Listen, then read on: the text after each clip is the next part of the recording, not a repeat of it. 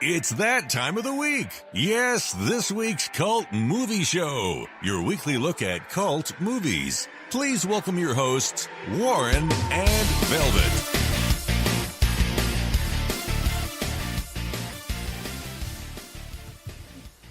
Yes, welcome to another podcast of the Cult Movie Show, number 62, with myself, Warren, and as always, Velvet. How are you today, Velvet? I am doing quite fantastic. I'm full of energy and a bundle of nerves. That's why we're switching it up today. Yes. So instead of having our usual format, we're just going to have a general chat because we've actually both been to the movies quite a bit lately. And we thought, it'd be good to kind of do some thoughts and comments on some of the stuff that we've seen that's currently in theaters. Right? Although I have to admit, not everything I've just seen is actually currently in the theatre. It's actually just ended its run. I've been a little bit That's late, how it usually goes. Some places might have those second-run theaters where it's like when it first came out, it was full price to see it, but now you can see it at a discount at an old theater in a bad area. That's how they do it over here. Yes. So we're just going to change a little bit. We've just the week has just been a little bit complicated, and we honestly haven't really had time to put together our normal show with the various different movies to review. But we didn't not want to have a show, so we thought, look, it'll be a bit shorter, but we'll just have a bit of a chat because you know, we often don't do that. We just are talking about the movies we've seen. So we just sort of thought, hey, better to do that than to not have a show at all this week. So I suppose, look, so we did say it's number 62, and I suppose I should say to you, Velvet, have you seen any good movies lately? I've seen some good ones, and I saw one that made me want to blow my brains out. So I'm going to start with the one I saw that made me want to blow my brains out. Now, this was not really a bad movie. Let's just say I was not the intended audience. This is one of those movies for young adults. This is for tweens and possibly teenagers. But right now I'm kind of in a mission. I'm attempting to see everything that's playing in the theater. So far I've managed to go about 3 days in a row, and then I wasn't able to go for a couple days, so have to start over again. But the first movie to start this 3-day streak was called Midnight Sun. So this stars, I had no idea who this was until after the movie was over. It has Patrick Schwarzenegger in it. Yes, Arnold Schwarzenegger and Maria Shriver's son is in this movie. Right. And so the main star is Bella Thorne and Patrick Schwarzenegger. But basically Bella Thorne plays a girl that has a disease that they explain it right at the beginning. And they abbreviate it XP. It's one of those rare diseases where people are allergic to the sun. So her entire life, she has to pretty much be indoors. She can only go out at night. But don't worry, it's not a vampire movie. I would have probably liked it if it had vampiric elements. But it did not. And of course, she meets a boy at night. And so she starts dating this boy, and she only sees him at night. And he hasn't figured out that she can't go out during the day. Right. But right at the beginning of the movie, I already knew. I was like, okay, why did I agree to see this movie? Because it's what was playing at the time I arrived at the theater. That's why. So it's right at the beginning of the movie. They're like, I always have this recurring dream. I'm like, oh, fuck you. I hate when movies, I hate that. I don't know why. I just don't think that's a real thing. Either you have some kind of trauma or you're just daydreaming with your eyes closed at night. I don't think it's actually a dream if you're having the same fucking dream over and over and over again. Anyways, people who have recurring dreams, tweet us, tell me all about it. I am curious. But that's for some reason when I hear that in movies. And then right after I saw this movie, I was watching something else on fucking Netflix, and somebody started that recurring dream shit. And then I was watching something else, and somebody was saying they were having a and I'm like, okay, is this a popular theme now? I don't know. The dream is obviously popular. What was it, Dallas, that actually sort of decided that a whole year of television shows was going to be just a dream, and just so they could bring a character back? Yes, but the recurring dream, I don't know. The recurring thing. I mean, what's that movie with the one where she can only remember one day, and so you have to keep... Oh, 51st Kisses? I mean, 51st Dates? 51st Dates, yes. With Drew Barrymore and Adam Sandler. Yes, Adam Sandler. Oh, Jesus Christ, yeah. I actually really like that movie, as fucked up as that movie is, because everybody in her life is lying to her. Yeah. But I'm like, I don't know. As fucked up as that concept is, I actually like that movie. No, but Midnight Sun, it was just, like I said, I was just not the intended audience. It was just too juvenile for me because, first off, it starts off, the acting's really bad in the beginning, but then, like, once you get over that hump in the beginning, it's like you can tell the actors developed chemistry and they got really good with each other, but it just starts off with that whole annoying teenagers muttering and stumbling and saying dumb shit and being nervous and acting spazzy, and I'm just like, oh, God. I just want this movie to end. But it did squeeze a few tears out of me, so it did get to me. I was like, okay, this movie is actually cute, but I won't watch it again. This once is enough for me on this one. So, Midnight Sun, if you like a little bit of comedy, but it's really a drama. It does have a sad ending. It has pretty people in it. But it's more for the young adult crowd, teenagers and tweens. Okay, so a rom-com, would you call it? Or no, I wouldn't call it a rom-com because it's way too dramatic for that. It has funny bits, but it's more of a drama. Okay. I might give it a miss then, if that's the case. Yes, Don't waste your time. I think. But actually, talking about tweens, one movie I did finally get to see, which I'd missed when it was at the cinema, and I'd been hanging out to see it so much, was Jumanji. I finally got to see it, and I have to admit, I loved it. Really? Because I know you're not a Jack Black fan. Well, I kind of just... I don't know. I just kind of accepted that because it had Dwayne Johnson, in it, and of course Karen Gillan in those hot pants. Oh my God! I needed a cold shower after watching that movie. I have to admit. Although she does actually play along with the costume quite a lot. There's a lot of jokes about the costume. It's kind of done well, the way they do it. But I really enjoyed it. I thought it was very interesting the way that they linked the original movie to this movie. Like, it is in a sense a sequel. It's not a rebirth. It is actually a sequel. Interesting. Yeah. Okay.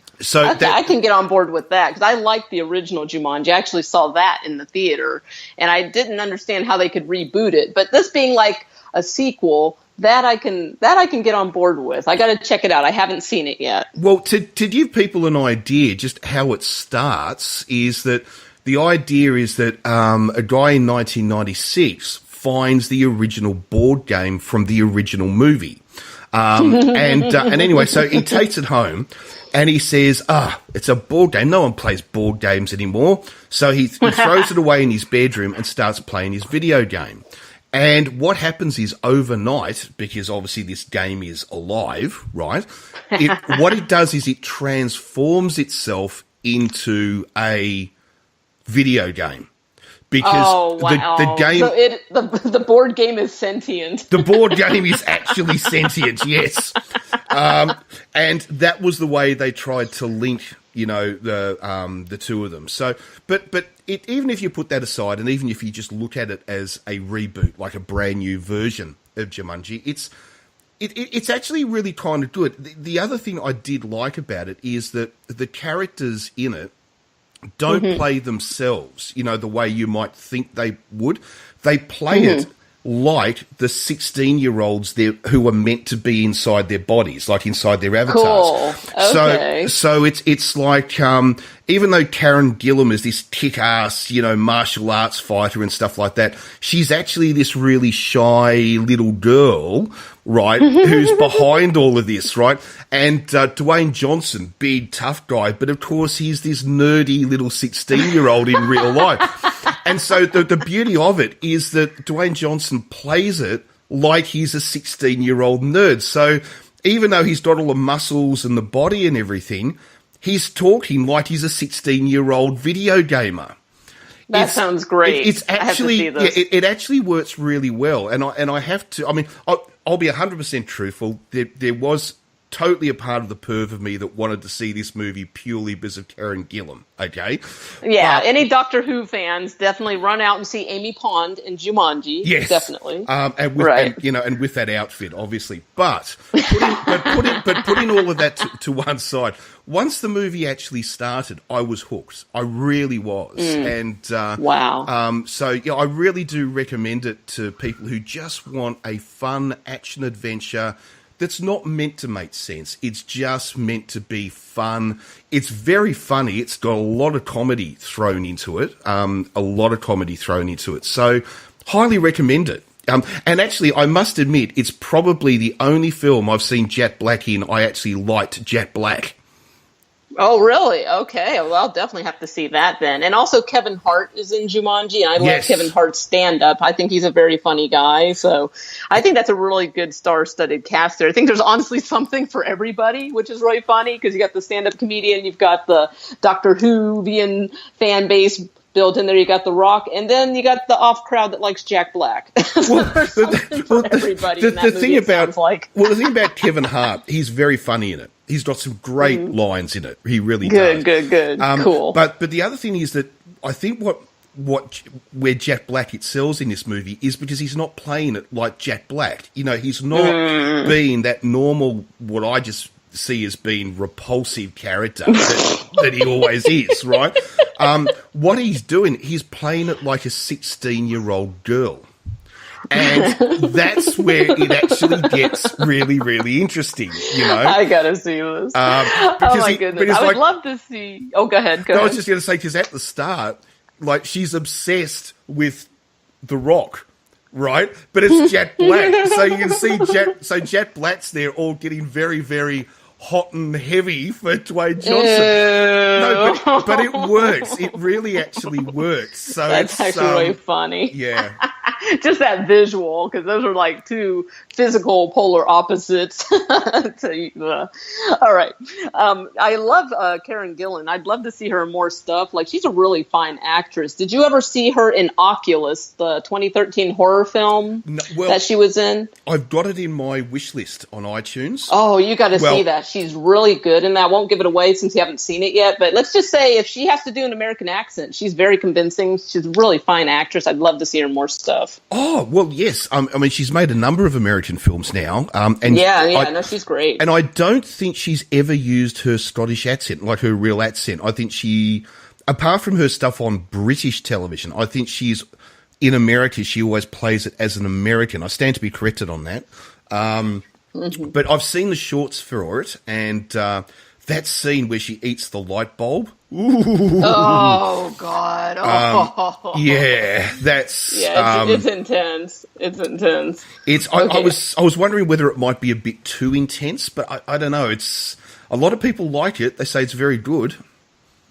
It is a good movie. It is intense, but it's a good movie. Yeah, and it's just a really unique, well shot horror film. Oculus. It kind of freaks you out about mirrors for half a second.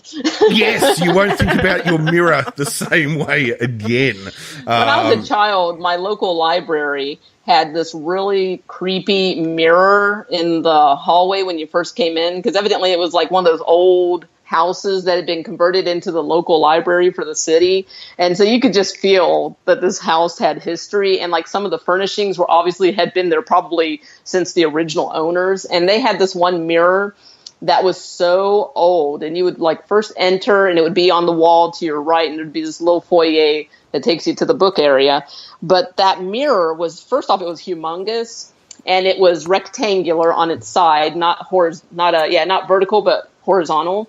And every once in a while I would look in it, and it always looked so creepy because it was so old that like part of the mirror, it almost, I don't even know how to explain it. Like, if you've ever seen a really old mirror, part of it wasn't smooth and reflective anymore. Yes. It had some kind of weird growth on it, and it just looked like if you touched it, it would just like infect you or pull you in or something. Yes. So it's amazing how creepy mirrors can be when they're really only showing us what we see aren't they?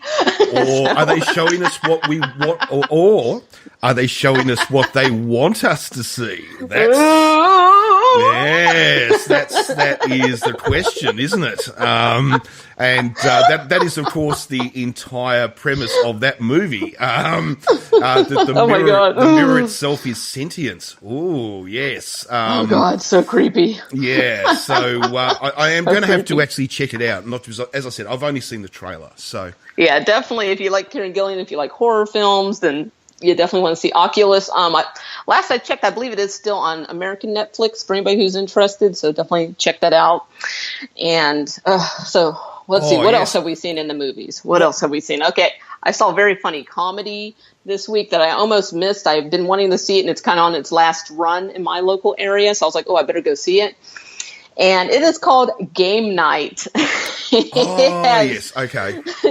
It has, this is from the same creators of Horrible Bosses, so it's that very crude, very over-the-top humor. It's called Game Night. It stars Jason Bateman and Rachel McAdams. This movie is really funny. It's just a group of friends that every week they have a standing night that they do game night. You know, friends come over and they do trivia or card games, board games, that kind of thing. And they're really hardcore competitive, totally into it. Well, then the main guy, Jason Bateman, his brother comes in from out of town, his super successful brother that everybody's always talking about. Everybody wants to be his brother, and his brother's like, hey, I'm going to be in town for a while. Let me host game night. And they're like, okay, cool. So next week they go to the brother's house, all the friends, his brother, his wife, and he's like, basically it's supposed to be a murder mystery party, and he's hired actors that are going to come in, and it's going to be so real. They're not going to be able to tell what's a game and what's what's real. Well, it turns out an actual home invasion happens. Right. And the actors are supposed to show up. And so the brother is having this knockdown, drag-out fight, like physical altercation for like a solid 5 minutes.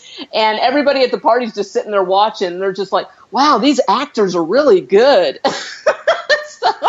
And they end up kidnapping the brother, and then everybody thinks it's a game, but they've really eventually figured out, we actually have to go rescue this guy. Right. He actually got taken. So it's actually really funny, really unexpected. There's some twists in it that I actually didn't see coming that were really entertaining. And yeah, I would actually love to see this one again. So if it's playing at your local theater, it's worth popping in on a late night in the theater. It's really entertaining, really funny. Well, I love Jason Bateman. Jason Bateman? Yes. Yeah. He has turned into such an amazing actor. And comedian as well. He is brilliant. I don't think I really have seen a film of his I've disliked, even the ones that haven't rated very well. I still really like his performance. Whether he's in a comedy playing it straight or whether he's in a comedy hamming it up, either way, he is brilliant. He really is good. I loved him in The Two Horrible Bosses. I mean, I thought those two movies were actually very, very funny. I love Horrible Bosses. Love Horrible Bosses 2. The sequel is very funny, too. I actually laughed in the theater on the sequel. They got me on that one. So. I mean, just that scene, the scene in Horrible Bosses 2 where they start their own company and they've been ripped off and they're trying to work out what revenge or whatever they can do on this guy that's, sending their company bankrupt. And they write, and they've got this whiteboard, and they start to write down ideas, and the first thing he writes down is murder. And Jason Bateman goes, "Did you not have to write that in non-removable texter?" Oh my God, no. The part that got me is when there's dumbasses or there's three guys in the closet and they're trying to kidnap somebody and they end up knocking themselves out with the laughing gas. That's the part that got me. That's how I was sitting there crying, laughing in the theater, like just, Horrible Bosses, people. 1 and 2, check them out, and also watch Game Night. So, yes, no, absolutely. I'll have to check out Game Night. I will have to do that. Yeah, it's really funny. If you like Horrible Bosses, you'll like Game Night. Oh, perfect. Absolutely perfect. Yeah. Another one that I actually finally got to see, I saw the latest Star Wars Return. What is it? The Last Jedi. And I have to admit, I really now believe that Star Wars, the franchise, is only for hardcore Star Wars fans. I believe that. These movies are not now for the general audience. I just think they've got to a point where I hate to say this, and Star Wars fans are going to kill me for this, I thought it was so boring. Oh, no. So boring. And the thing is that the last 5 movies, we had the 3 prequels and then we had the last 2, ending with this. I'm not talking about Rogue One, because that's obviously not made by the same people. It's made by different people. But it's, they're so political and so, they're not the wonderful action adventure that I remember from the first 3 films. The first 3 films were so exciting and you didn't have to be a huge fan of science fiction to love them. They were just awesome. But now it's just like, it's a bit like, to me, like a Star Trek movie. A lot of people don't watch Star Trek unless they're Star Trek fans. And I think Star Wars has sort of moved into that territory now. It's just like, but in saying that, Rogue One, one of the best movies I've seen in ages. I thought that was absolutely brilliant. I loved it. But The Last Jedi, I'm sorry. I really am sorry, guys. I couldn't. I'm honestly, like, my thing is, as you've said, I agree. I think it's for hardcore fans, because I'm to the point now when people even talk about these movies in the previews, I don't know who any of these fucking characters are supposed to be. I'm lost. I'm already lost. I don't know what's going on.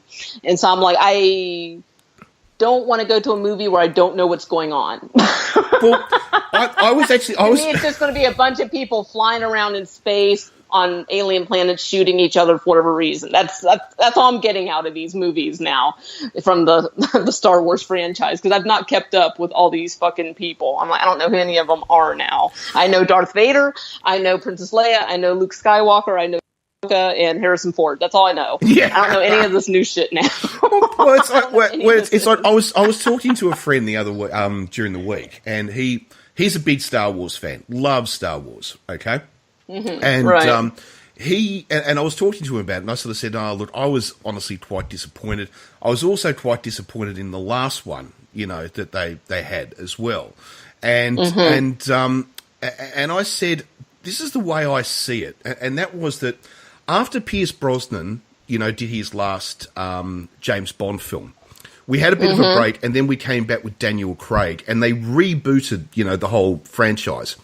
But what they did is the first 2 films, which is Casino Royale and then Quantum of Solace, they are a lead up in a sense. Like they're almost like this lead up to when it becomes full on Bond.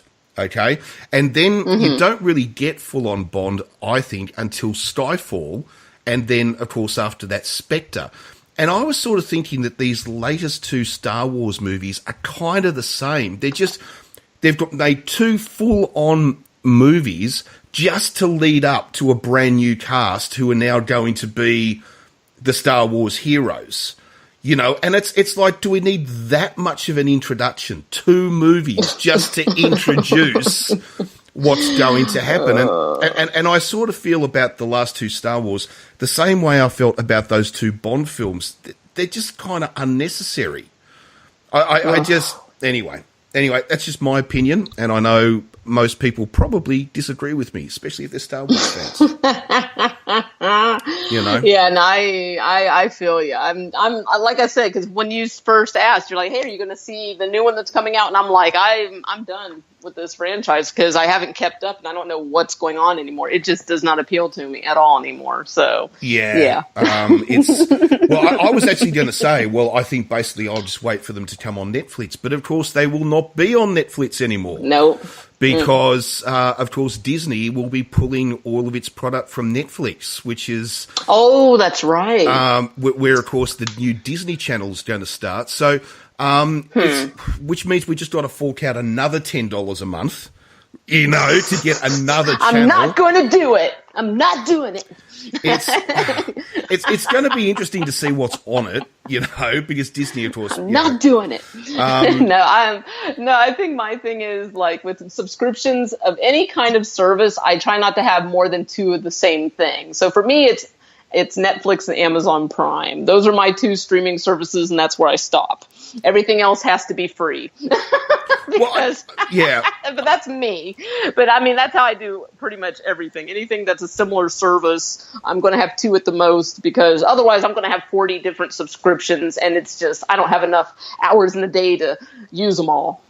No, that's or pay for them all. No, I mean, I think although if you think about it, if you had three services, that's $30 a month. Well, that's about the equivalent of a basic cable subscription, I think. Right? Something like that. You're probably getting a lot more for your money out of those three services than a basic cable service, which I think so. gives you I think so. virtually nothing. I mean, a basic cable service doesn't really offer very much. So, and if you really want to get the full range, you know, you're spending over $100 on a cable service. It's and like I said, there's not enough hours in the day to watch all that shit. You know, it'd be one thing if I was just plugged in all the time and you had movies streaming in your brain while you're going about your day. I don't know. Maybe that's the future. Well, but at the moment, I don't have that physical capacity to watch that fucking much as I want to. I can't do it all the time. You know, we got other shit we got to do. We got to eat, sleep, walk our dog, work, all that fun stuff. Well, that's exactly right. I mean, I still have a cable service, but it's the bare minimum, right? And the only reason I keep it is because it has Sci-Fi, the Sci-Fi channel. I feel ya. And that's the only reason I keep it now. There's no other reason, because I love all the movies that come out of Sci-Fi.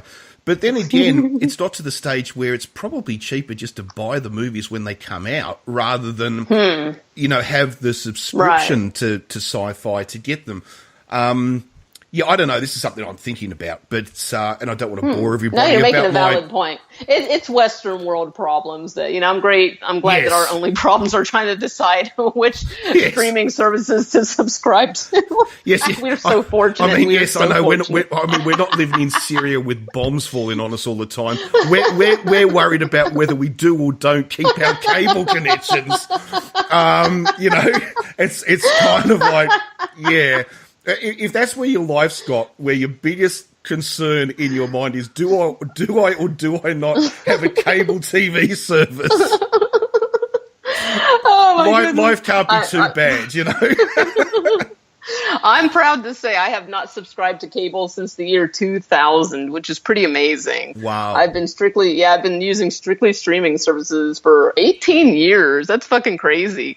So I'm revolutionary. I'm very quick to adopt new technology if they make it available to me at an affordable price. Yes, you are.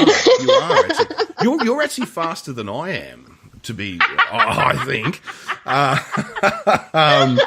you know, it's okay, movies. Yes, okay. yes. So I saw. Oh my god, I was so happy, because a lot of the times what I'm kind of doing, well, not what I'm kind of what I am doing is, I love to go in the movie theater and whatever is playing that, like, I'm like, okay, whatever's happening soon, like whatever's happening in 5 minutes or 20 minutes, like whatever's the next showing, I go see. I just show up in the movie theater. Okay, what's playing? What's ready? Okay, I'm going to go see it. So I don't do any homework on any of these fucking movies I'm going to. A lot of times I haven't seen the previews, so I don't even know what movies are until I watch them. So I ended up seeing a Stalker movie, and I was like, yay! I love the Stalker film. Yay! I was so happy. I was like, oh my god, I had no idea this was a Stalker film. Yay! But not only was it a Stalker film, the movie is called Unsane. Not Insane, Unsane. So it's from 2018, this year. It is starring Claire Foy and Joshua Leonard. Joshua Leonard, you know, but you may not recognize. He was in the original Blair Witch Project. Yes, so He is the stalker in this movie. Whoops, spoiler. But the movie was actually directed by Steven Soderbergh. And I was like, oh shit, this ought to be interesting, because he's always going for kind of an experimental type thing. A huge chunk of the movie is actually shot on iPhones. So Right. has that really, iPhones, smartphones. So it has that really grainy, in your face, very close shots. You get that feeling of claustrophobia. You can really feel the tension building. And this woman, like, she's kind of a bitch, and you don't really know what her problem is. And you can tell there's something off about her, but you don't really know what it is. So she decides to go talk to a therapist. And she's just kind of like, turns out, she's having some anxiety issues, and the therapist puts words in her mouth and gets her to basically say, yeah, sometimes I think about killing myself. So the therapist commits her involuntarily to to a mental health institution. She cannot leave for 24 hours. But she's one of those people, she's like, no, I'm leaving fucking now. Like, I am not staying here.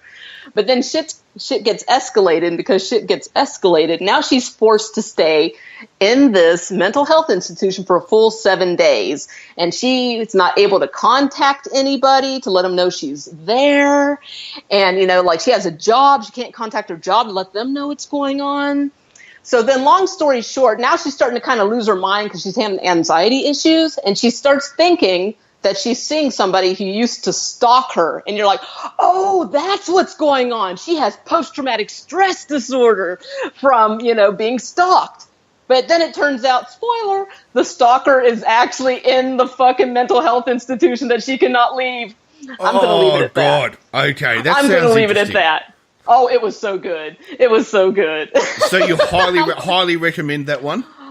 If you love the stalker genre, you will love Unsane. That is just like, if that is your shit, if you love obsessive lovers that you cannot get rid of, that do crazy shit to be with people, you will love this movie. I was so thrilled once I realized, oh my God, this is a stalker film, and it's like a good script, and it's unpredictable, and it's exciting. Yeah, loved it. Wow. Okay, all right. We'll have to check that one out. Have to check that one out then. Definitely. Well, just very quickly, just then, I want to. There is one that I really want to talk about. But I actually discovered this on iTunes, and I didn't even know this film existed. It's a British film, and I saw it and I loved it. And for anyone who wants to watch a political style drama or something like that, which is based on a real event. There's a British movie which I recently saw called 6 Days. And I really highly recommend this one because it's the story of the Iranian hostage siege in London back in the 80s. Right. And it is absolutely fascinating, the things I learnt that I had no idea, because all our main characters are they're not the real people. They're being played by actors, but they're playing the real people who were so heavily involved. One of our characters is one of the main news reporters who sat outside the embassy, talking to the camera for the BBC. Another one of our main characters is the what do they call it in Britain? The Homeland Office or something like that, who was the main negotiator on the phone with the terrorists. But we also get to see his home life and how it affects him at home while this is all going on. And the other one we get to see is the actual officer who led the SAS raid, who actually breached the embassy to get the hostages out and kill the terrorists. And it's fascinating to watch it from his perspective as well. It's a really, really interesting movie in the sense that you've got 3 stories running simultaneously as we follow these 3 main characters: the news reporter, the talker, the one on the phone, and the actual SAS commander. So it is really highly recommended. But if you're not into that sort of drama of real events, it'll bore you to tears. But if you like that sort of movie, I really recommend this one. Check it out. It's really interesting. Really interesting. Wow, that sounds wild. I might actually have to see that one. Yeah. The last movie I saw recently was Isle of Dogs by Wes Anderson. And wow, it is such a treat. Like, if you can see this one in the theater, I highly recommend seeing it in the theater. It is a stop motion animation. And it's just a huge, huge cast of, well-known names. I mean, so many people doing voices. I mean, they had Yoko Ono, Harvey Keitel, Bryan Cranston, Edward Norton, Bill Murray, Jeff Goldblum. Wow. I mean, Francis McDormand. I mean, and then a lot of Japanese actors such as Akira Ito and Ken Watanabe. I mean, it goes on and on and on. It's a huge cast list of celebrities doing voices of these dogs. And the movie starts out with basically, obviously it's a fictional version of Japan where all the dogs have come down with this disease, and it's making them obviously sick, and they don't want it to spread to humans because of the parasites that they're carrying.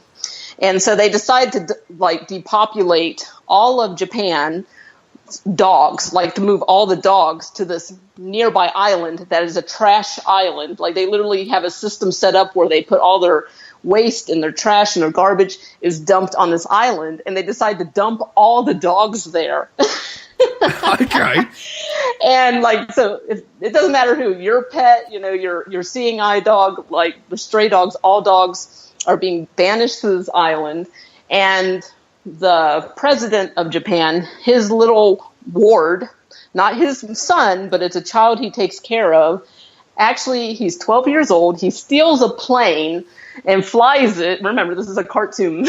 Right, He yes. steals this 12-year-old boy, steals this plane and flies to Garbage Island to find his dog. And it is so well done. The art direction it's such a visual treat. It's just combination of stop motion animation. Excellent. Okay. Excellent attention to detail. It's just shocking. I was just like, wow, how long did it take to make this movie? Because I mean, every little dog hair, mannerisms, it was so touching, so fun, just amazing. And the language was really cool. Right when the movie starts, they basically tell you everybody's going to be speaking their native language. Except for dogs, all dogs barking shall be rendered in English. Right. So the whole movie, dogs are speaking English, but they're really supposed to be barking. And then anytime somebody's speaking Japanese, they are speaking Japanese, but they always make it so that you can figure out what the hell they're saying. There'll be no captions while they're speaking. And there's interpreters, because there's a lot of political meetings about taking care of these diseased dogs. So you'll have somebody speaking Japanese, but then you'll have an interpreter speaking English off to the side. It's an amazing movie. Okay. You have to see this. You will love it. And I should just say, because we do actually have a number of listeners in Japan every week. And I just have to say, yes, we know you have a prime minister, not a president. We do know that. I just thought I would say that it's actually a prime minister, yeah, not a president. But since this was a fictional version of Japan, right, I opted to use the word president. Right. Since this is not an accurate representation of your country. I don't think you're going to banish diseased dogs to Garbage Island. No, not at all. All right, that sounds like a good one. I'm going to have to have a look at that. You will love it. What's it called again? You will love it. It's called Isle of Dogs. Okay. And the S is silent in Isle. Right. Okay. I'm going to have to check that one out. But it's amazing. And it's directed by Wes Anderson. So yeah, just, he's always got a very unique eye for film. Whether you like his movies or not, he always has a very unique vision, a very stylistic approach that you don't usually see in movies. And I mean, wow. Wow. If you like stop motion animation, you definitely want to see this movie, because that's, very much a dying art form. I'm sure they didn't use actual physical models. It's probably all computer generated, but it had that stop motion feel and look to it. It's really cool. Okay. Well, the other thing too, because I wanted to also just talk about some movies that we know about that we maybe can't wait, or we're going to avoid, that'll be coming out, or are already out, but we haven't seen yet. But before we do, I finally, Velvet, I know I'm so far behind the time, but I finally got to see The Disaster Artist. Yay! And did you like it? I loved it. I absolutely loved it. But I was just wondering, because I've spoken to a number of people who have seen The Disaster Artist, but have never seen The Room. And I just wonder how different. I'm just wondering what you thought, or what you think, how different it probably is for people who have not actually seen the movie. That's a good point, because I actually took a family member with me to see The Disaster Artist, and this family member had not seen The Room, and they still thoroughly enjoyed this movie, and it made them want to see The Room. Yes. And I was like, believe me, this movie's better than The Room. Yes, not quite in the same league, are they? It's a bit like when I remember when I saw the movie Ed Wood, with Johnny Depp. Oh, that's so good. Which is a fantastic film. And, I mean, the thing about it, I remember when I was watching it, I'd seen most, not all, but I'd seen most of Ed Wood's product that was available at the time. It was really only available on DVD, but you could pick them up in box sets, like the Ed Wood collection, for like $9.95, for all his films. So I'd actually seen most of them, and that I thought was very interesting, because I could actually watch the movie. And when they were recreating bits from the movies that Ed Wood had actually made, it was like, I remember that film. I remember that segment, sort of thing. Where that was really fascinating, because watching The Disaster Artist, when they're recreating scenes from the movie, it's like, well, I remember that scene. So I knew what the real scene was like. And then and then to see how it was actually, what it was like on set creating it, was fascinating. I loved it. And so but it's just a great film in itself, because the story of Tommy Wiseau is just so bonkers and amazing that it's just like, it's a story that just had to be told, I think. Yeah, it's amazing. It's really like, this is so cliche, but it's really the American dream. You have an immigrant coming to America and pursuing a dream and being successful. And that's, always what they're trying to sell in America. And Tommy Wiseau is just so intriguing, because this is a guy really, at first glance, there's no reason he should be as successful as he is. And he's become what he wanted to be. He wants to be this major movie star. No, he's not on level with the Academy Award winners, but he is well known, and he has a following, and he has a movie that is world famous that people do showings of year round, and it's like people interact with the movie, they dress up, it's crazy. Yeah, it was fascinating to see, and because you've read the book, haven't you? Is that Yes. Was the movie I'm just wondering how close to the book was the movie? It's very close to the book. Obviously, they can't film every single piece of the book, or else, my God, it would be a 6-hour movie. Yes. No, but they did a really good job of condensing it in all the right spots and really hitting all the notes of the book, like the really important parts. So everything you see in the movie pretty much happens in the book. So they did an amazing job. And James Franco was, wow. Like at first you're kind of like, oh God, that's James Franco. But then it gets to a point in the movie where I didn't even see him as James Franco anymore. He really did just become Tommy Wiseau. Yeah, just amazing. And his brother was actually well cast. We had, what's his brother's name? Dave Franco. Dave Franco as his brother playing alongside him. They played off each other very well. It was really easy to forget that they're actually brothers in real life. Yeah. It's, it's a really good film. And I agree. To me, he became Tommy Wiseau. Yes. When I'm watching it. And, to also see, like for instance, the set scene, which is in I'm talking about the set scene which is in The Room. I'm not talking about The Disaster Artist. And to actually see them recreate what happened when they did that it was both a mixture of cringeworthiness and absolute hysteria. It's like, I didn't know whether I was meant to laugh or whether I was meant to cry. Because it was just like, I mean, shocking. My God, just shocking. Yeah. Just shocking. And what I loved about it, too, is that movie is also a Hollywood's who's who. It was like, just a group of friends. Like everybody's like, oh, I want to be in the movie. Can you write a scene for me? Can I be in the movie? Can I be in the movie? Like so many of these people are friends in real life. So it really became this buddy project. So it's really fun to see all these people interacting with each other that know each other in real life. They're actual friends. And they were all just having fun on set making a movie about this awful movie that has a cult following. Well, the other thing too is that the mother in The Disaster Artist is played by Jackie Weaver, who's actually an Australian actress. You wouldn't. Oh wow! You wouldn't actually. I didn't pick know it. that. Yeah. Okay, I didn't know that. But she's got a very interesting past because she didn't move to Hollywood until she was in her late 50s. Oh wow! Right. So she spent all the time making movies and television in Australia, and then moved to Hollywood. Like she didn't do the "I'm 25, I'm going to Hollywood." She waited till she was in her late 50s and then moved. And she makes a ton of movies in Hollywood. So that was, cool. It was really interesting because I was having a look because I didn't really look at who all of the cast were before it started. I just wanted to be surprised, you know. Right. Oh, my God. And there are surprises. Like, it's so fast you might not even recognize some people because, like, sometimes they're literally in and out of their scene. You're like, holy shit, was that, like, Sharon Stone is in it for a scene, and you're like, holy shit. Like, I was like, there's Sharon Stone. She plays a casting agent. Zac Efron was in it.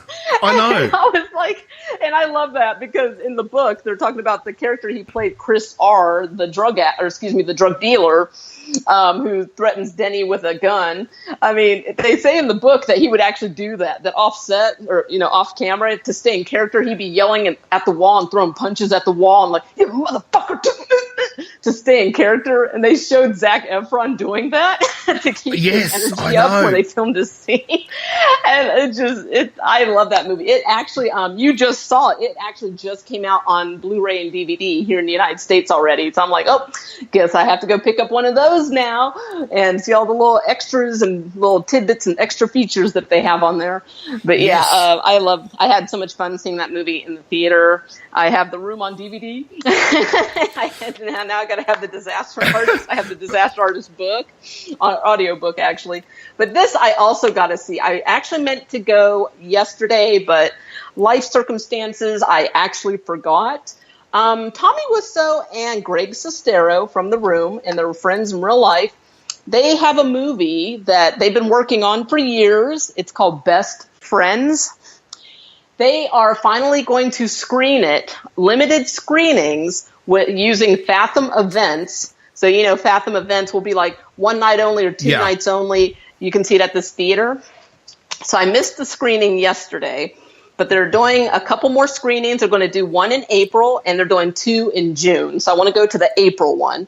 But basically, it's supposed to be I don't know exactly what it's about. I'm trying to be surprised. I don't want to learn too much about it. But we got Greg Sestero and Tommy Wiseau doing another movie together. It's called Best Friends. And okay, here's all we know. It says here there's Volume 1 and Volume 2. I don't know what that means. I don't know if this is a movie that's broken up into Volume 1 and Volume 2 or if there's supposed to be a sequel. But it's supposed to be there's Greg Sestero is supposed to play a drifter, and he gets taken in by a mortician played by Tommy Wiseau. And that's all I know about it. And I'm like, yeah, Tommy Wiseau would play a mortician. Anyways, can't wait to see it. Wow. Okay, that's going to be interesting because, I mean, I think I can honestly say that Tommy Wiseau is probably the worst actor I have ever seen on screen. I mean, I have to agree. Can you honestly think of anyone who is worse? I mean, no. I literally cannot. I've seen kids at school plays who are better actors, who've just been conscripted by the arts teacher to be in a play, and they're better actors than Tommy Wiseau. I mean, oh my God, that performance of his in what was the samurai film we reviewed? Samurai Cop 2, Deadly Vengeance. I mean, that is one of the worst performances. I mean, it's even worse than his performance in The Room. I mean, it is. I mean, but when it's he's so entertaining because it's shockingly bad. It's just like you can't believe. When he's standing there with this sword, and he's literally just saying to the camera, "I am a master swords," and he can't even get the words right. So it's swords, And he says like, I have never no been. one can stop me. Yeah. Only I can stop me, and I will not stop me. I know.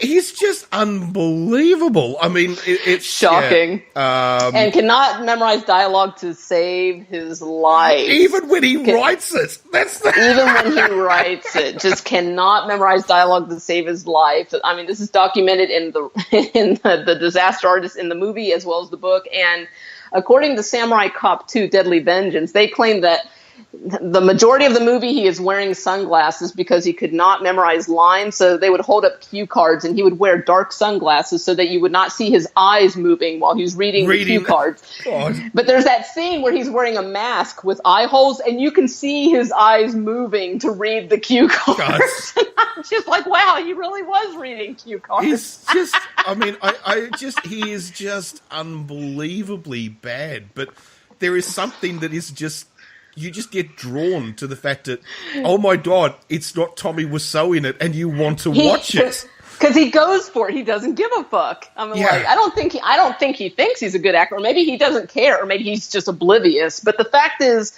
most people, if they know they're bad actors, they either give up acting or they do something and get good. Whereas he's just like. He never improves. do you think there's do you think there's a level of narcissism maybe about Tommy Wiseau? Maybe. He actually believes he's a great actor. Like he actually sees himself as being brilliant and just that no one can understand him, you know? It could be. He thinks he's misunderstood. It could be. I mean, I don't know. You know, you do wonder. I mean, you know, it is interesting. I mean, how many narcissists have all of us met in our lives where they think they're just an expert or the best at this or the most brilliant at this, and we all know that they're actually fucking useless. You know, I mean, we've all come across people like that in our lives. We've worked with them, or we've met them, or we went to school with them. You know, I mean, thank God I've been very lucky. I haven't actually met too many, but when you do meet them, it's just like they're hilarious. It's like you can't take them seriously. You know, you just can't take them seriously. So, yeah, I just wondered what you thought about that. Oh my God. Yeah, no, it's shocking. I remember back in the days when I had a normal job and in retail in a skincare store, I can say that much. And I remember I had this one coworker that her aspiration was actually right when I started the job, she was actually quitting. So I guess I was taking over her position. And it was like the last day she was there, she kept saying how like she was quitting because she was going to go and audition for American Idol and she was going to be the next pop singer. And there's nothing wrong with having a dream. I'm all for that. Oh, yeah. I'm not laughing at that at all. That's totally fine. But she kept busting out into song in the store and like being over serious about it, doing that whole yeah. And I'm like, oh God, I hope you're not going to sing like that when you audition. You know, like well, you know, evidently had no singing talent, but they were convinced that they were good. Well, you know why if you watch, you know, like what is it, American Idol, X Factor, you know, all these. Was it America's Got Talent? You know, all the rest of it. The 101 different shows that there are of this or different franchises around the world. Was it The Voice? I mean, God, there's so many of them. But but the thing is that you will always notice, you know, the ones who vibrate their voice all the time. You know, you know what I'm saying. You will always notice the reason they do it is they can't sing because vibrating their voice hides the fact they can't actually sing. So if you ever actually see them come on and they start doing that, you know straight away this person can't sing. It's right. But the other thing too, it is fascinating seeing people come up on stage. Because I have to admit, those shows I think are entertaining when you see the first few episodes when they're doing the auditions before they choose the competitors.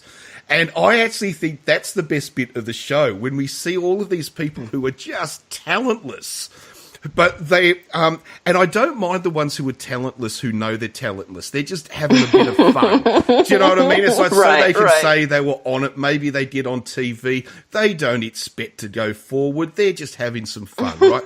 But at the ones who go on who can't sing, who can't dance, who can't do any of this stuff, and they really believe they can, and they're absolutely hilarious to watch, you know? Because when they're told they're no good, they just can't understand it. They can't accept it. So what do you mean I'm no good? You know, it's, yeah. What do you mean I'm not good? I remember, like, I need to get back in the habit of watching that shit, because I used to sit there and cry, laugh, because people obviously get on there just to be on TV, so they do dumb shit and sing bad on purpose just to be on TV.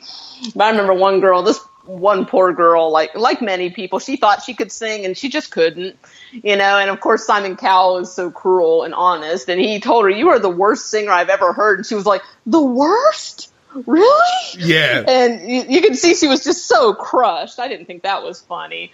What I thought was funny was the girl that came on with like a giant foam rubber cowboy hat, and she started singing Viva Las Vegas, and she was acting like she was riding a horse, and I just lost it. I was just like, and once she was done with her audition, Simon Cowell was like, "That was not a real audition. You just wanted to be on TV." She goes, "Yeah, so what if I just wanted to be on TV?" I'm like, wow. Yeah. People really do not care. They will do anything to disgrace themselves just to be on TV. Well, but you think about it, right? How many episodes of all of these shows have there been since they started? And how long have these shows been going now? 18 years or something like that? Oh, wow. Right? Yeah, long-ass time, huh? But how many of them have gone on to be successful musical artists? I mean, only the top two, or actually usually the top one or two from every season get at least a record deal out of it, usually. And even half of them, they get one record and then that's it. You never hear from them again, right. You know? Right. So remember from Justin to Kelly? Yeah, I know. I never saw it, but it looked awful, and everybody says it's awful, so I'll take their word for it. It is amazing. But then again, you know, hey, I don't take anything away from anyone from having a shot. Right, no, totally. Go for it, people. Yeah, just go. You don't even have to sing good. You would be surprised, you know, like, it's so subjective what is good. As long as you're entertaining people, but still maintaining your pride and doing what you actually want to do, go for it, you know? Well, that's why sometimes I prefer a show like America's Got Talent, because it's not just about singing. It's about artistry of all sorts. So they could have comedians, mime artists, magicians.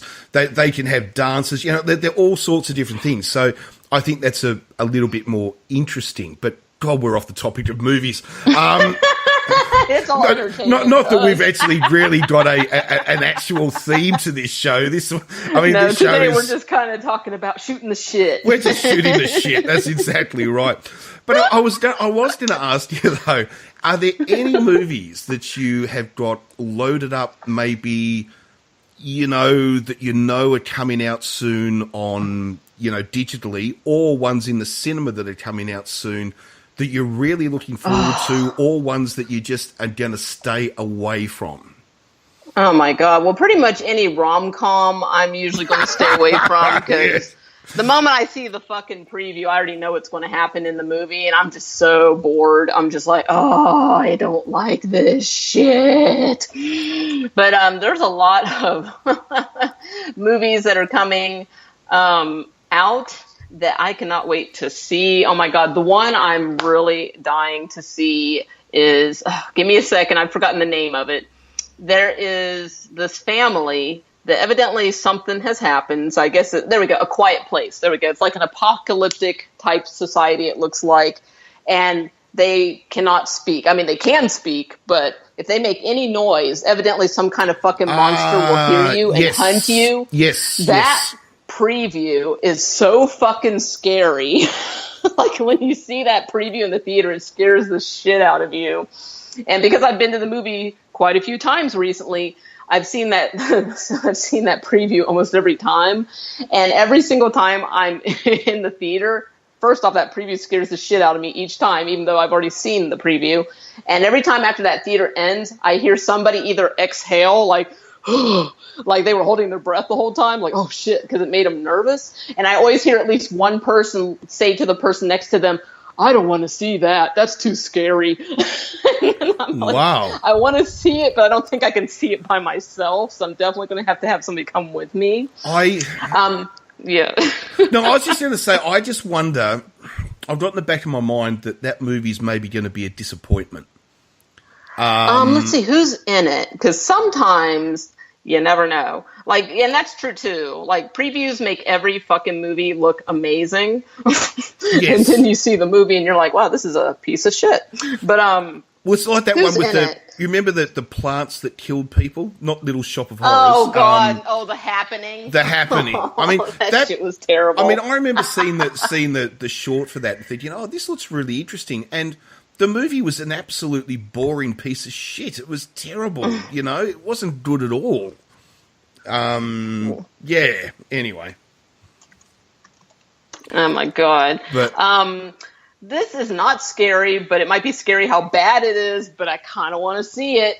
Ocean's 8, all-female cast. Oh, this Ocean's is 8. the reboot of All-female Oceans, cast. but with a female cast. A bit like Ghostbusters, isn't it? All-female cast. And, oh my goodness. So we've got Sandra Bullock, Kate Blanchett, Anne Hathaway, Helena Bonham Carter, Rihanna, the singer, who's actually a good actress. I mean, she's surprisingly talented. It's she's a good actress. Well, unless you watched her in Battleship.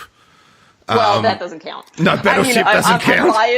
I'm biased because I love Rihanna, so I can that's I can forgive her one bad performance. Hey, that's fair enough. There are actors that I know are not very good actors, but I go and watch their movies every single time. You know, exactly. I don't care. I love them. I give them a free pass for whatever reason. So no. Rihanna's good. Rihanna, yeah, she's good. Ready Player One, I'm dying to see because yes. I don't know if that's going to be a good script, but I know it's going to be visually stunning, and that's definitely going to be one of those 3D movies with the glasses and the IMAX. And I'm like, okay, I'm definitely going to go see that just for the entertainment value alone. I don't know if it's going to be a good movie. Simon Pegg's in that, isn't he? I think. Is that right? Oh, I think so. Let me check on the cast. Because I'm a big fan of Simon Pegg. I quite like him. He's very good. Yeah, I do like Simon Pegg too. Yeah. Let me see who's in that. But there we go. It's it looks interesting. It's but it's like I hope it's not going to be. What was that? Simon Pegg is in it. Sorry, it took me a while to get back to you. Simon Pegg is in it. Yes. I mean, I'm just hoping it's not going to turn into what was that terrible movie with Adam Sandler with the Pac-Man? Oh, Pixels. Pixels. That movie's so stupid. I mean, I saw that shit in the theater. Yeah, and I was just like, and it was one of those movies where I made myself like it, but the more I kept thinking about it, I was like, no, that was really bad. Like, okay, I'm sorry, there are no cheat codes for Pac-Man, and then. Okay, this was supposed to be like, I know it's a movie, but that whole thing where they had, what's his name? The little person, I can't believe I just forgot his name. I love him. The little person in Game of Thrones. I know who you mean. I can't remember his name either. But he kept doing that whole thing where, like, now all of a sudden cheat codes apply to real life, and he was able to, like, skip streets when he was driving or some shit. Like, I'm like, wait, what? And then, like, they had a guy fuck Q*bert and have Q*bert babies, and I'm like, wait, was this movie supposed to be for kids? I don't know. I don't know. I don't know. I'll be honest. As soon as I see the name Adam Sandler, I just tend to go next. I'll be honest. I'm not a fan of Adam Sandler. I'm really not. I never have been. I'm sorry. I was. Whoops. Sorry, my doggy's all excited. But yeah, I've just... There you go. See, my dog doesn't like Adam Sandler either. No, there you go. See, no, he's got good taste. There we go. She had to leave the room. She got all upset when we started talking about Adam Sandler. No, but there are so many movies that I want to see. Black Panther, I still have not seen. I'm definitely going to see that before it leaves the theater. It's got very good reviews, hasn't it? Black Panther.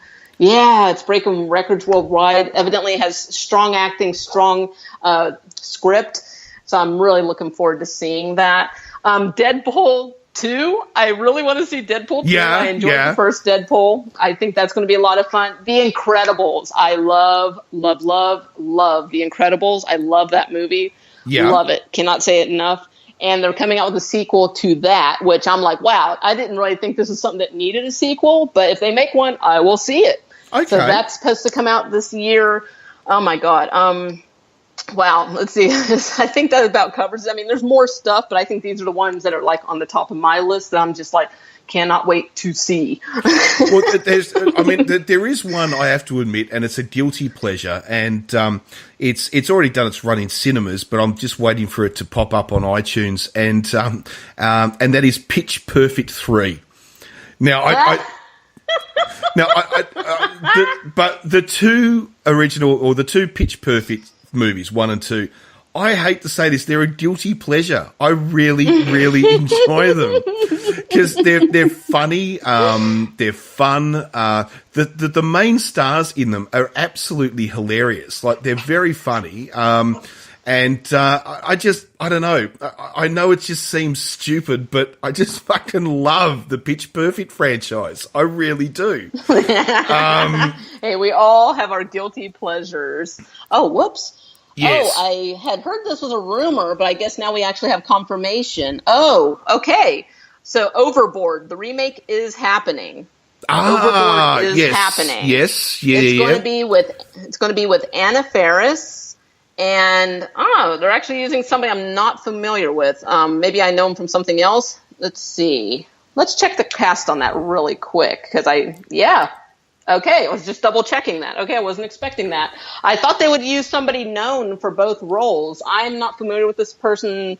I've seen him in a couple things.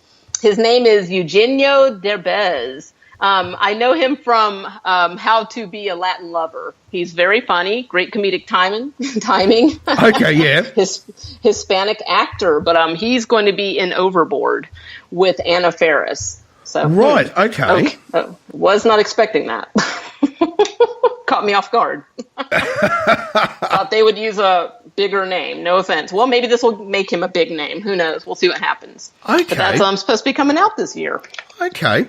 Well, the last one I was going to say that I actually finally got to see, and it took me a very long time, which I'd forgot to mention before, was Going in Style.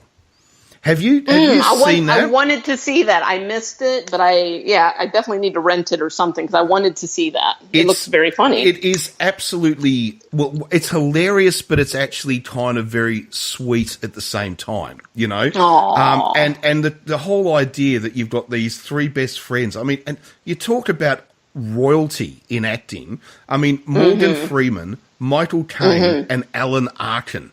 You know, together. I mean, it is just wow. Wow. You know? That sounds amazing. And if anyone hasn't seen it yet, I really say, you know, do yourself a favour, you know, as an old Australian presenter used to say. You've got to, it is really good. If you haven't seen it, it's definitely worthwhile. I think it's on Netflix. I'm not 100% sure. Oh, I'll have to check. I'll definitely have to check. If it's on there, I definitely want to see it. Yeah, but it's definitely worth it if you missed it. Because I missed it at the cinemas and only caught up with it recently. But yeah, really, really loved it. So that's another good one to look out for, I must say. So have we got any more to say, or? I think that's it off the top of my head for now. But yeah, there's a lot of great stuff coming out that I'm really excited about. There's a lot of comedies, a lot of horror films, a lot of action as always. And like I said, I'm just at that point right now where I'm going to the movie theaters a lot, trying to see everything that's playing in the theaters, whether I want to or not, whether it's my type of movie or not, just so I can say I've seen it. But I'm seeing so many previews, and it always sucks because afterwards you're like, oh, what was the name of that one movie? And what was that one? And so I can't think of any of them right now, but every single preview makes every movie look like it's going to be amazing. And then you go see the movie and you're like, like, I hate when they do the bait and switch. Like, one movie that I actually really like, but a lot of people don't like because you see the preview for it and it looked like it was going to be a total comedy, but then you watch this movie and there were funny bits, but it was really about mental illness. And like, you know, people that are going into a comedy or want to laugh, they don't want to be like, oh shit, Yeah. with this reality. But it was, the movie is called Observe and Report, and it was with Seth Rogen, and he plays this guy that's mentally ill, but he wants to be a police officer. And What? Anna Faris is in it. A couple of other people you probably recognize from the Seth Rogen crowd, as I say. But I love this movie. But so few people have seen it, and you have to be in the mood for it because it's not a full-on comedy. That storyline sounds incredibly familiar to a Mexican film. Is it? I don't know. I'm just wondering, have they borrowed a story on that, or is it just coincidence? I really don't know. I mean, you never know, because there's so many movies that are remade from, you know, stories that were done in countries, you know, that nobody saw because they didn't speak Spanish or they didn't speak Russian, you know, that kind of thing. So it happens all the time. Yeah, you know? But I suppose to just finally as well, of course, the big news for a new release, which has got a lot of people talking, not so much a movie, but on television, is of course the release of the new Roseanne. Did you get to see it? I have not checked it out, and I don't know if I'm going to, because I think I had enough of her in the 80s, to be honest. Yeah. And I honestly just don't watch a lot of TV. I'm more about movies, and when it comes to watching TV shows, I pretty much wait until I'm able to binge them. So they need to either be on DVD or on streaming, you know. So I'm just, I don't think I'm going to watch it. But it's interesting that has come out of retirement and started up again. It's it's an interesting. I mean, look, I think, look, you know, good on them. I hope it all works for them and all the rest of it. I have to admit, I did like Roseanne, the original TV show Roseanne. I thought it was a very it was a boundary pushing show in a lot of ways. I mean, you know, talking about a poor white family, it was kind of. It hadn't really been done. You know, families were always wealthy. And if there were poor families, they were always black. They weren't white. Yes. So it was kind of an interesting view. So I quite like that. But I don't know. And I kind of, this idea of what they're trying to do, they're trying to tell a story of modern America, you know, with this divided country because of what's going on at the moment. And it's an interesting idea. Whether that can just continue, though, I don't know.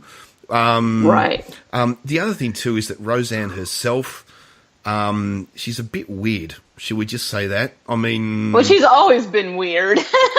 Well, I don't mind the weird stuff. I just sometimes get a little bit... I mean, she's been well known for, you know, tweeting anti-Semitic comments and things like that. Oh, that's right. You know, and those have miraculously disappeared from her Twitter account, from what I've heard. Interestingly enough. I don't know if that was a personal decision or if they were kind of like, if you want to do this TV show, you kind of got to take that shit off your social media. So, who knows? Well, it's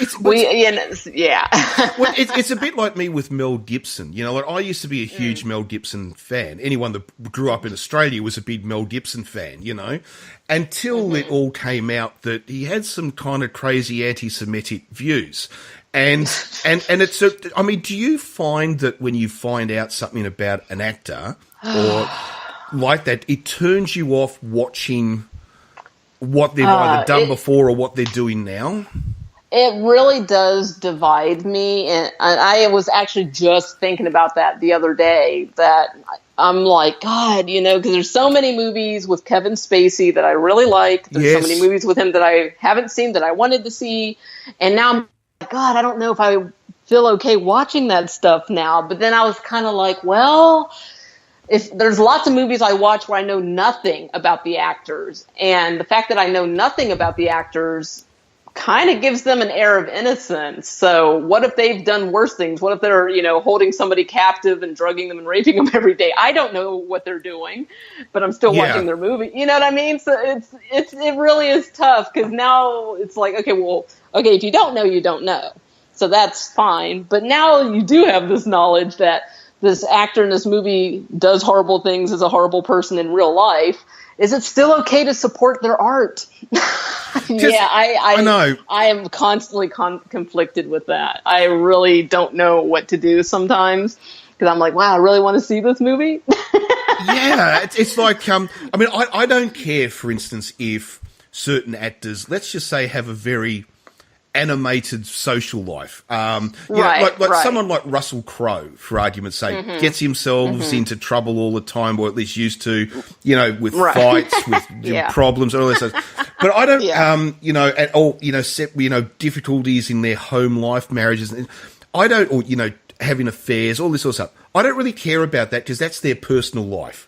You know what I mean? So it really doesn't affect me. I don't care if that's, as long as they're a good actor or whatever, it's all fine. But when you get ones, like you said, who turn out we now know were serial predators, were rapists, or people who are now, we find out, are openly racist or homophobic, or you were talking about, sort of Roseanne with the anti-Semitic thing. It's like that I have a problem with, but and I sort of just don't really want to watch their material anymore. But then again, I sort of feel, well, am I punishing everybody else who was associated with that movie because of one person? That's the other thing. It's like, well, what about everybody else? What about all the other actors, the directors, the producers, the sound people, the camera? Like, am I not going to support them anymore by paying to see their product because of one person? I don't know. It's an interesting question. It is. It's a difficult thing to. It's like, really, yeah. Anyway, I really don't even know. Like, part of me's just like, well. Yeah, don't know. I think every individual just has to make their own choice. It's like no one's forced to do anything. Everyone can make their own choice, and as usual, they'll scream all about it on Twitter. Exactly. The Roseanne show, it's really quite amazing that not only have they rebooted the show after how many decades off the air, but that they have all the original cast back. I was actually surprised they got John Goodman because he's such a fine actor, and to me it seems like he's always doing movies. But didn't he die in the end of Roseanne? Isn't that how the show finished? He died? And that turned out to be a dream. Remember, that's the weird thing about Roseanne too. Because first off, I have to mention this before I forget. It's kind of off topic, but on topic. That Roseanne's show actually revolutionized the whole Halloween episode thing. Because they were like the first mainstream television show, at least in the United States, to do a Halloween show every year.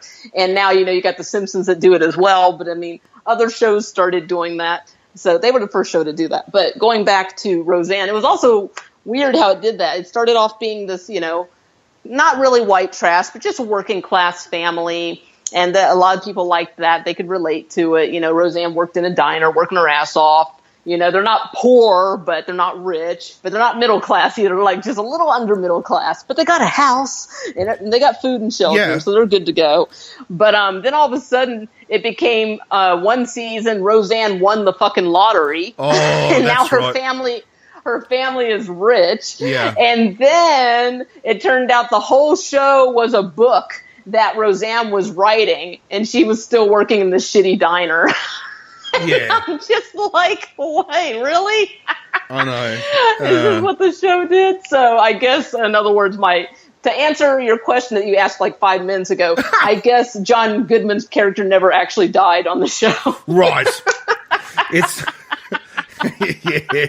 Well, I always found that the original show interesting because the way I saw it is it went through 3 different stages. Like, there was the original Roseanne, which was kind of like a comedy. Then it got into its second third, where it got all really serious. Where the girls were involved with these boys and they didn't like the boys. It got really serious. John Goodman's father came back, and it got very, very serious. And then in the final third, it just got outrageously funny again.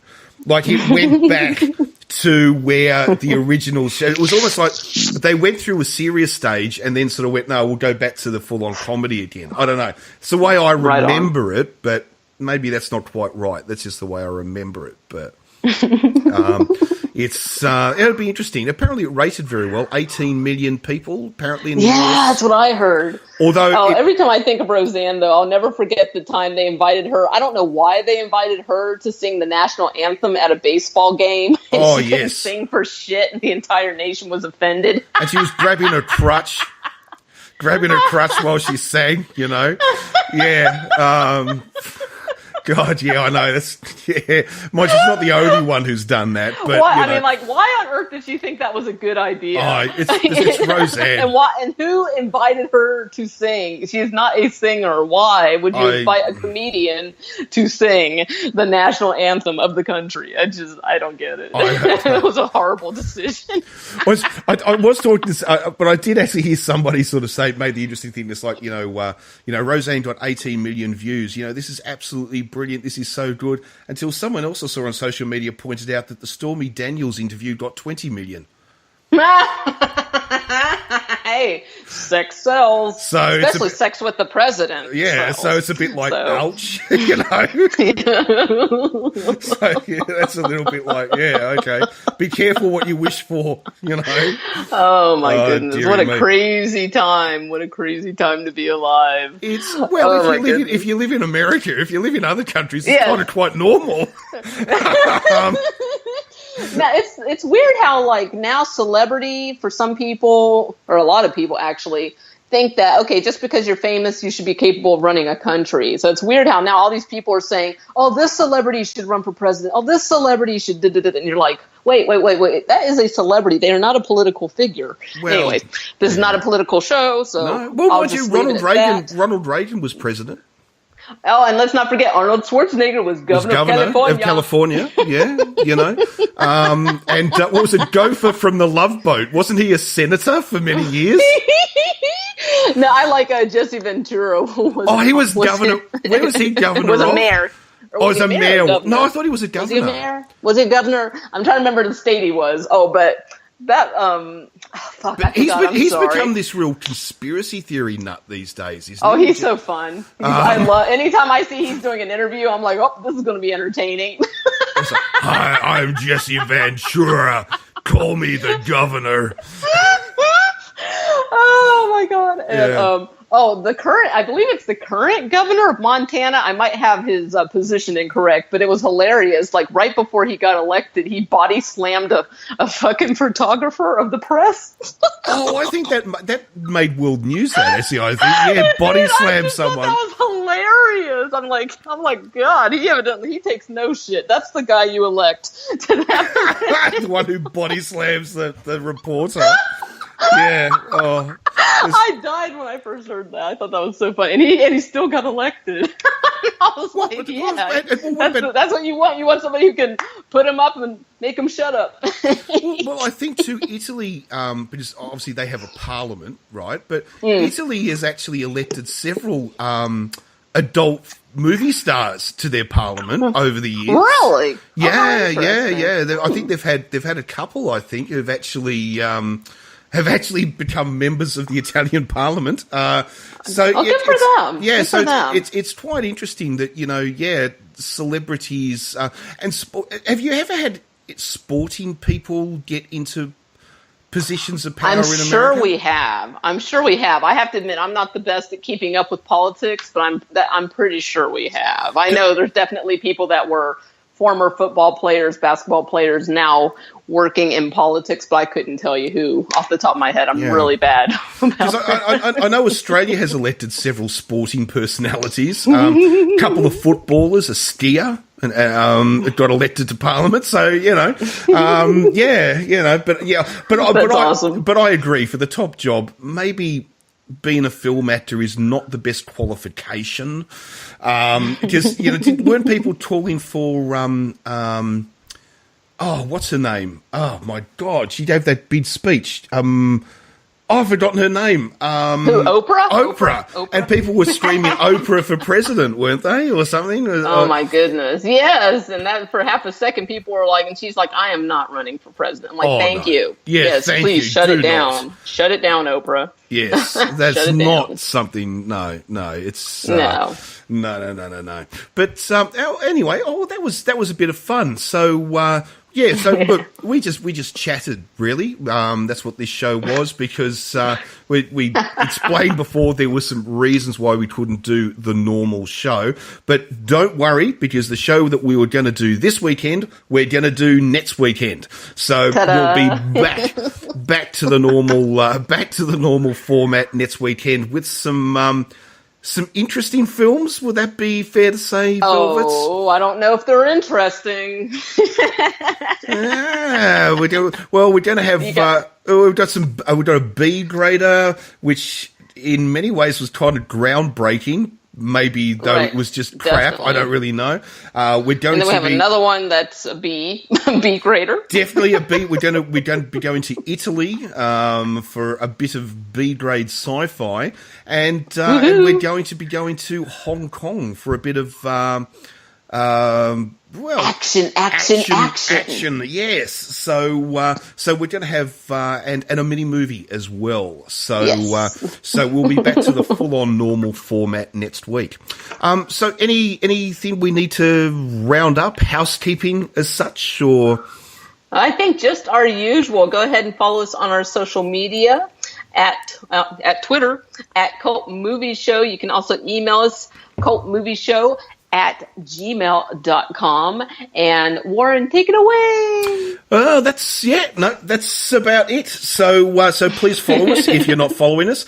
I was about to say, of course, we did give out our iTunes address, but that's kind of stupid because you're listening to the show. So you obviously know what the iTunes It's address something is. we should start doing. I never remember to do it, and I'm always listening to other podcasts. Yeah, people, if you enjoy our show, go ahead and give us 5 stars on Apple Podcasts or iTunes, whatever you like to call it. Yes, please Yeah, do that. Please do that. Because I Go know. ahead and give us 5 stars. Yeah. Yeah, so just if you think we're worth 5 stars, but do it anyway. Just do it for Yeah, us. just give us 5 stars. I know it's a pain in the balls to log in that you can leave a rating. And I know I'm not big on writing the reviews either, so you don't have to write a long review. Just, leave 5 stars and tell us the name of your favorite cult film.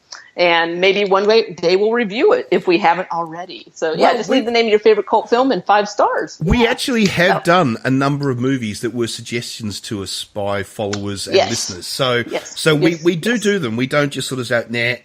No, if someone gives us a serious suggestion, as in it falls into the room of cults, I mean, we're not going to do something which is, well, as we said, the later, if someone sort of says, so I do Star Wars. Well, no, we're not going to do Star Wars, right? But if you want to send us a Star Wars ripoff, we'll do that. Okay, Which is something we need to do because every movie has an international ripoff. Like they have the Turkish Spider-Man and they have the Middle Eastern Superman and stuff like that. We kind of have to do those someday. We have to have a special episode where we do those. Well, Star Wars was ripped off so much. Every studio had to have their own version of Star Wars.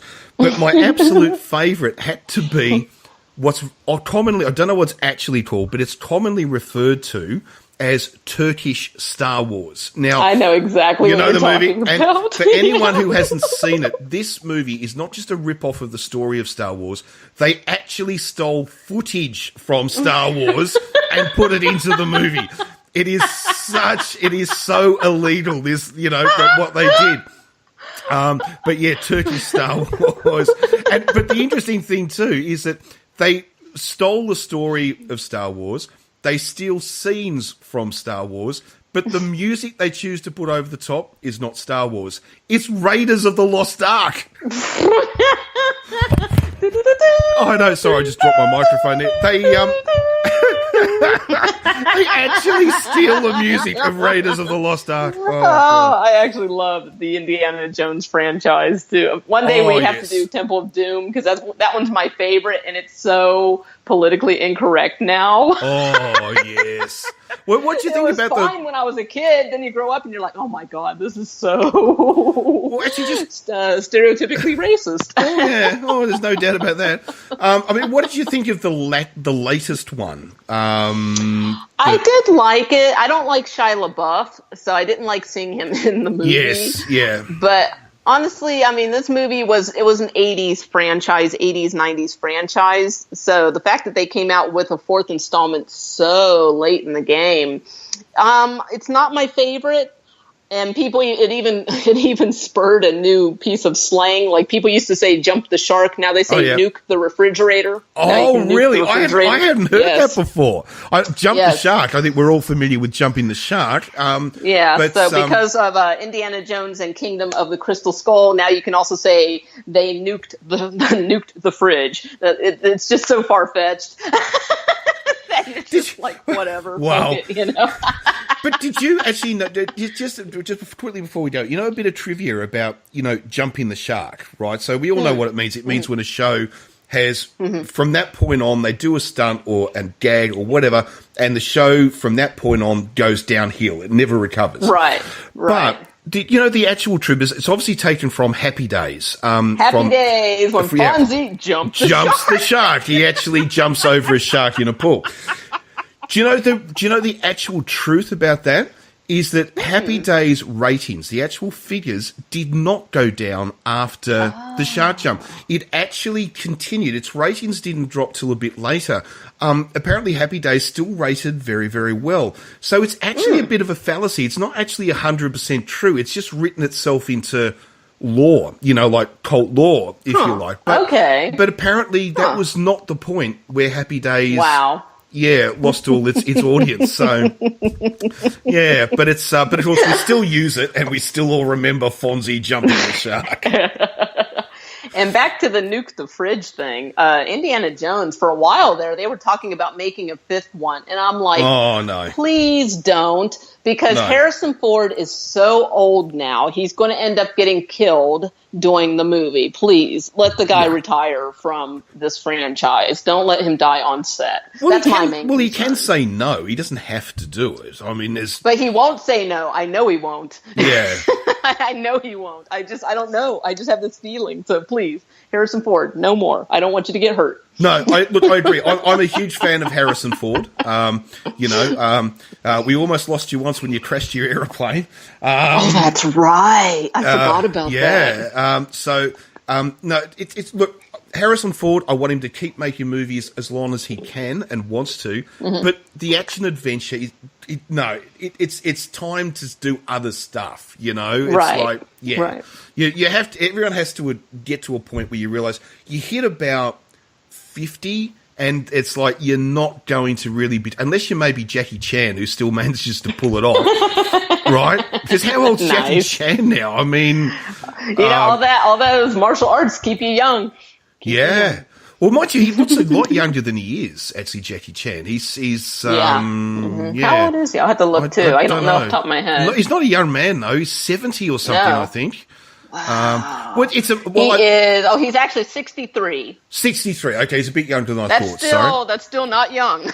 not to be doing the stunts that he does. No, still doing it. No, that's crazy. I mean, I think I told you I saw The Foreigner recently, which I highly recommend, actually, by the way. Highly recommend. I mean, Jackie Chan and Pierce Brosnan together, that's pretty awesome in itself. But what's also good about that is that there's not a lot of movies Jackie Chan makes, well, apart from actual full-on Chinese movies, that's a different matter, where he's serious. Like, they're generally the ones for the Western audiences are more comedic, if you like. Right? Now, he does make a lot of full-on dramas in China, but this is a full-on Western drama. So it's a bit different for Jackie Chan in that sense.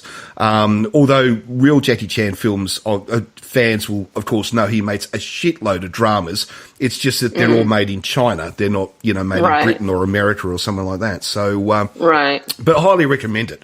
Mind you, I recommend anything Jackie Chan's in, to be honest. I mean, can anyone name a bad Jackie Chan film? I've just opened myself up there. Well, except for Shanghai, was it Shanghai, and Rush Hour, I don't know. That was a popular franchise over here, and a lot of people at the time were saying the third part was the best one. because you'd already watched the 2 movies. They built up that camaraderie, so you were excited to see them. So it was just really fun for you to see. That made it just really enjoyable when the characters build up that chemistry over the years. Yeah, I'm not 100% convinced about Jackie Chan in buddy movies. I think he always works better by himself. You know, I mean, you know, but not the buddy style. But I don't know. That's just me. I feel you. Well, it's probably because I actually prefer his Chinese work over all his Western work. Right, I hear you. His Chinese films are so much better. They really are. But anyway, we were actually wrapping the show up 10 minutes ago, and we're still talking. I forgot we actually wrapped it. I know. Yeah, Twitter at Cult Movie Show, email cultmovieshow@gmail.com, and leave us 5 stars on iTunes. And don't forget to tell us your favorite cult film when you leave your review. That way, if you don't feel like writing a review, you can just put the name of a movie that you would like us to review, or that is your favorite. Yep, absolutely. And as we said, we'll be back next week with the full-on proper format that we always do. So, as always, we will leave you with Alana Evans and Perfect, and we will be back next week. So, cheers, guys, and thanks for listening. Cheers, mate. Beauty bonza. Let's go and crack some titties, mate. Cheers. We'll be back next week.